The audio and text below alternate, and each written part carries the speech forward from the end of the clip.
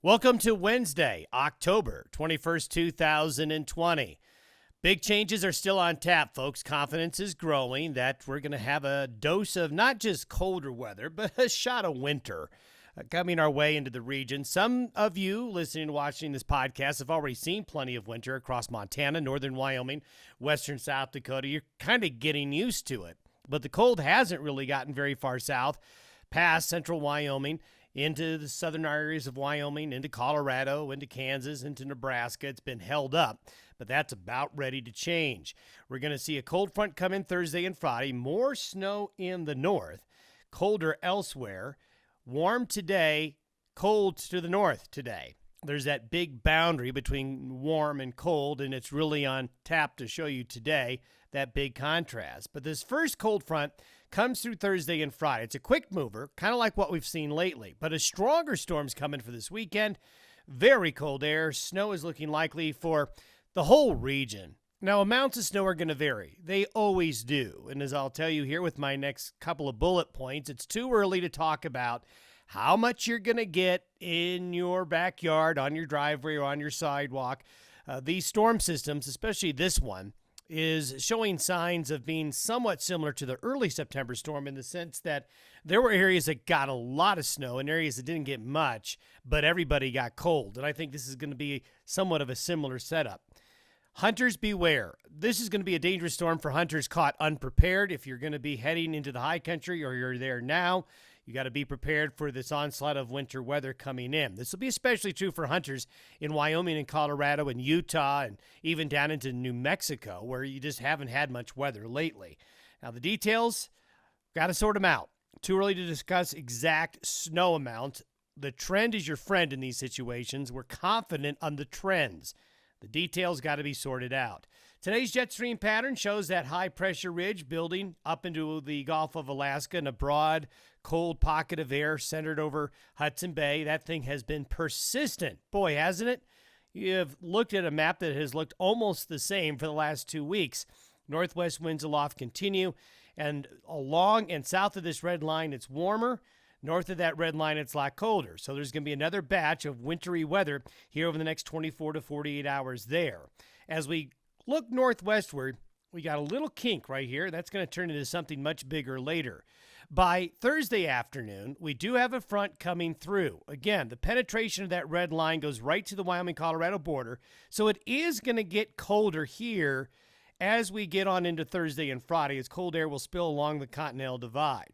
But it's this guy right here that's going to get pushed by this ridge southeast into the Rockies that becomes a bigger player. And here it is. By Saturday afternoon, the trajectory of the air coming up from northern Alaska south into here, cold air spills in. We also have moisture, Pacific moisture getting drawn in, and this is going to lead to a big drop in temperature over the weekend and snow. And then we're going to watch this just plunge like this into the heart of the nation, as what we need for that to happen is there, a big high-pressure ridge in the eastern Pacific. As we look ahead to Sunday into Monday, we can see we want a low, the models want to keep a low back around the Four Corners area while the cold air pushes east, and we still have the ridge helping to drive that jet stream south into the area like this. So what'll happen is cold air is very dense. Cold air is really heavy. It's hard to stop. And cold air, since it is more dense and it's heavier, always goes to the ground. And so a lot of times the computer models have a hard time with cold air of this extent, and the forecast always gets a little bit tricky because where the interface of the really cold air is with the best moisture is going to dictate who gets the most snow out of this. If we were to look through Friday afternoon, this is the precipitation forecast through Friday. You can see it's along the northern tier, just like it has been. These areas up here are going to get a little bit of accumulating snow tonight, Thursday, and into Thursday evening. South of this area, it's going to get colder, but precipitation chances are going to be low. So along I-90, across northern parts of Wyoming, western South Dakota, southern Montana, very wintry. Now, as we look ahead over the next 10 days, look at the extent south of the moisture. Notice how through Friday there's nothing there, and there hasn't been for weeks. Boom, here we go. As that low comes down into the Four Corners area, look at the snow potential in the mountains of southern Wyoming, the mountains of Colorado, into Utah, into Arizona, and into even New Mexico. Wow, that is great news for the fires. That's for sure. And these areas here on the western slope have not seen any significant moisture since going back to early September.